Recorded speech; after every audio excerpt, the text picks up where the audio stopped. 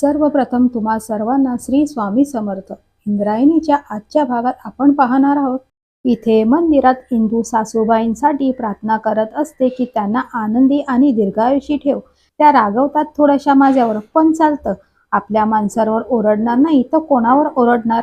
तेवढ्यात तिथे मोठ्याबाई येतात आणि तिला रागाने म्हणतात की विठुरायापुढे माझी तक्रार करतेस का ग? माझ्या पुढे कर, चल आता. इंदू त्यांना समजायला जात असते. तेवढ्यात तिथे मोठमोठ्याने डीजेचा आवाज घुमू लागतो. दोन्ही आश्चर्याने मंदिराबाहेर बघून बाहेर येतात. तेव्हा तिथे बरीच गर्दी जमलेली असते. लहान मोठी सगळी बिनधास्त नाचत असतात. त्यात विंजे गोडकरचा डान्स तर तुफानच असतो. मोठ्या भाई विंजेला बोलून विचारतात की हे सगळं काय चाललंय. तेव्हा विंजे अगदी उत्साहात बोलतो की अहो सासूबाई, आमचा आनंद हा अगदी फ्लोने वाहतोय. तुमचा बर्थडे आहे ना आज. तुम्ही आपल्या मंदिर कमिटीच्या सर्वेसर्वा आहात. विठूच्या वाडीची शान आहात. आमच्या सासूबाई आहात आणि महान आहात. सासूबाई, म्हणून तुमच्या बर्थडेला डीजे लावलाय. मस्त सेलिब्रेशन झालं पाहिजे की नाही, म्हणून ही सगळी पब्लिक नाचते. असं म्हणून विंजे मोठ्या बाईला सुद्धा नाचायला चला असं म्हणतो. पण मोठ्या बाई म्हणतात, अहो मी नसते नाचत. मी दिग्रसकरांची थोरली सून आहे. अशी कशी नाचणार मी? तेव्हा विंजे इंदूला हाक मारून बोलवतात आणि म्हणतात, अहो पाठकीनबाई, तुमच्या सासूबाईला सांगा ना डान्स करायला. एवढा डीजे लावलाय त्यांच्यासाठी मी. तुमचं ऐकतील, सांगा ना. तेव्हा इंदू मोठ्या बाईला डान्स करायचा आग्रह करत म्हणते, तुमच्यासाठी नाही, निदान आमच्यासाठी तरी नचा. आज आमच्यासाठी खूप मोठा दिवस आहे. तेवढ्यात मागून अधू येतो आणि जबरदस्ती आईला नाचायला नेतो. तेव्हा कुठे मोठ्याबाई तोडकं मोडकं नाचतात. करिश्मा ही भन्नाट असा डान्स करते. नंतर अधू इंदूला नाचायला खेचतो. असं करून सगळे मन मोकळ्यापणाने मजा घेत आनंद लुटत बिंदास नाचत असतात. तेवढ्यात अचानक नारायणी घाबरत सगळ्यांना बोलवते आणि सांगते की घरात नाग आलाय. हे ऐकताच सगळे घाबरतात. विंजे मोठ्या बाईला म्हणतो, तो तुम्हाला बर्थडेचं हार्दिक अभिनंदन करायला आला असेल. तेव्हा मोठ्या बाईंचा पारा चढतो. इंदू म्हणते, व्यंकू महाराज शेतावर गेले आणि आपण सगळे घराबाहेर आहोत. घरात एकट्या शकुंतला काकी आहे. या विचाराने सगळ्यांना खूप टेन्शन येतं. नारायणी घाबरत म्हणते, मी त्या नागाला चौकात बघितलेलं. तसं आदू आणि इंदू वाड्यात शिरतात. दोघीही एकमेकांना धीर देत सापाला सगळीकडे शोधायला लागतात. त्यांच्या पाठोपाठ मोठ्याबाई आणि नारायणही वाड्यात जातात. त्याही घाबरत घाबरत सापाला शोधायला लागतात. नंतर मोठ्याबाई विंजेला हाक मारून आत बोलवतात. पण विंजेची पूर्ती फाटलेली असते. तो कसाबसा धीर एकवटून काठी घेऊन आत जातो आणि साप शोधण्याऐवजी नुसता आरडाओरडा करतो.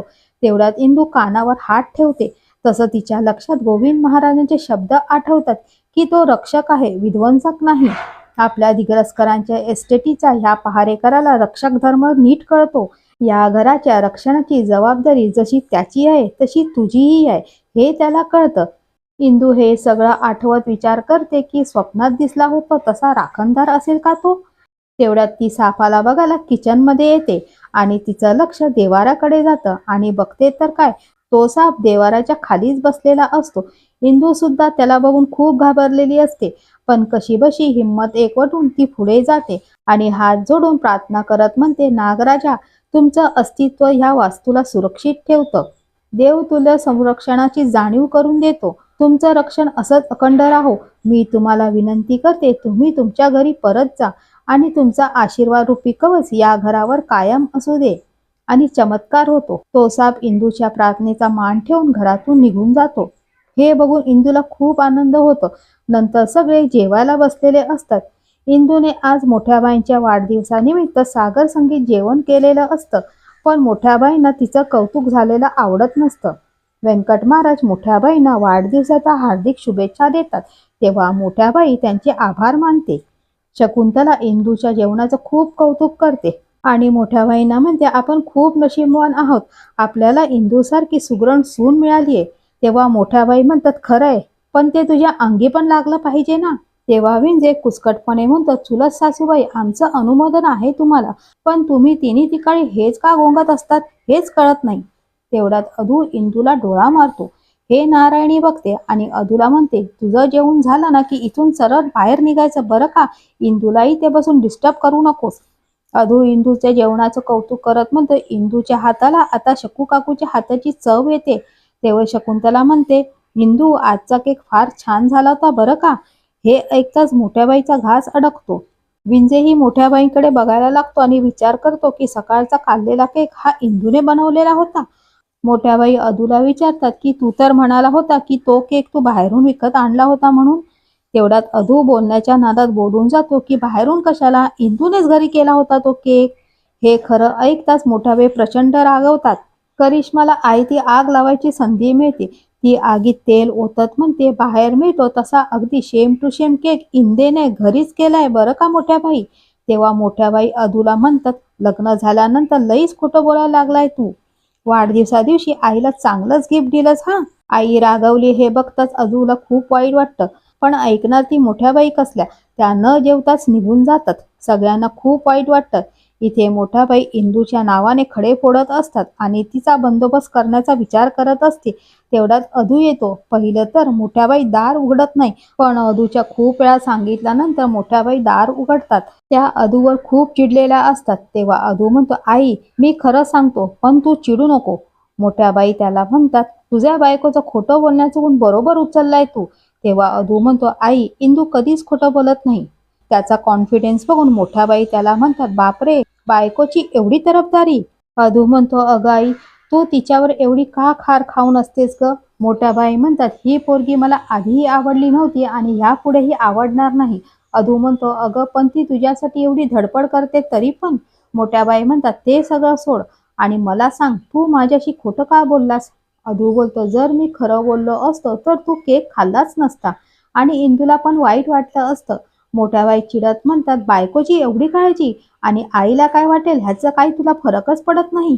तुझ्या बायकोला वाईट वाटावं म्हणून तू माझ्याशी खोटं बोललास का.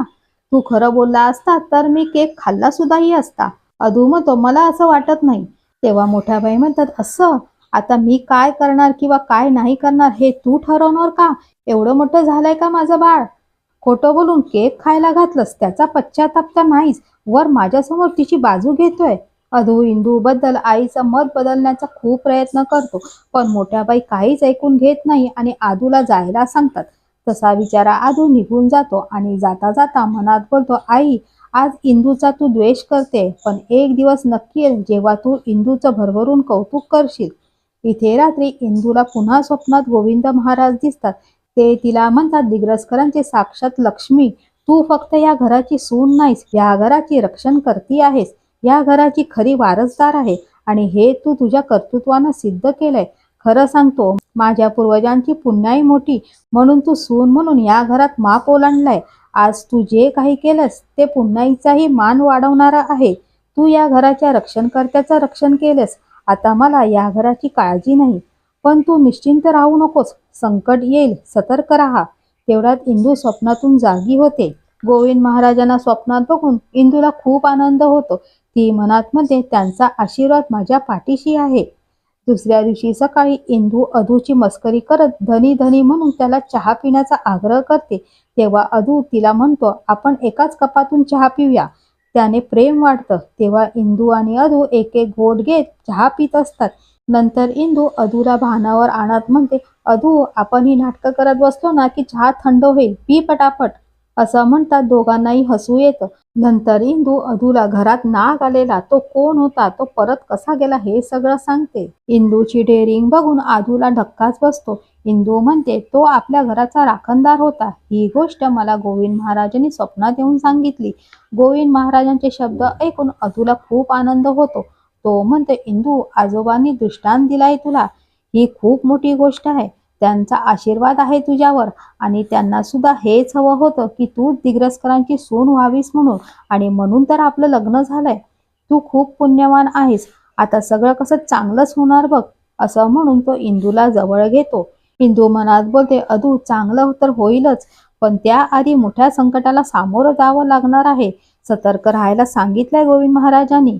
पुढील भागात आपण पाहणार आहोत की मोठ्या बाई अदूच्या गादी अधिग्रहणाचा सोहळा इथेच मंदिरात पार पडणार असं जाहीर करतात. तेव्हा व्यंकट महाराज म्हणतात एवढा मोठा निर्णय घेण्यापूर्वी तुम्ही एकदा अधोक्षजची नीट बोलून घ्या. तेव्हा मोठाबाई म्हणतात काही झालं तरी माझा अधोक्षजच गादीवर बसल आणि कीर्तन सेवा सुद्धा करल. त्यांना गादीवर अदूलाच बसवायचं असतं, त्यासाठी त्या काही करायला तयार असतात. त्या घरी जाऊन इंदूला म्हणतात रीतीप्रमाणे चालीप्रमाणे गादी अधिग्रहणाच्या दिवशी अधोक्षज कीर्तन करणार. हे ऐकताच इंदूला मोठा धक्का बसतो. मोठ्या बाई तिला पुढे म्हणतात, आणि हे कीर्तन तू त्याला शिकवायचंयस. आणि आजचा भाग इथेच संपतो. असेच रिव्ह्यू पाहण्यासाठी आपल्या चॅनलला लाईक, शेअर आणि सबस्क्राईब करायला विसरू नका. व्हिडिओ बघितल्याबद्दल तुम्हा सर्वांचे मनापासून आभार.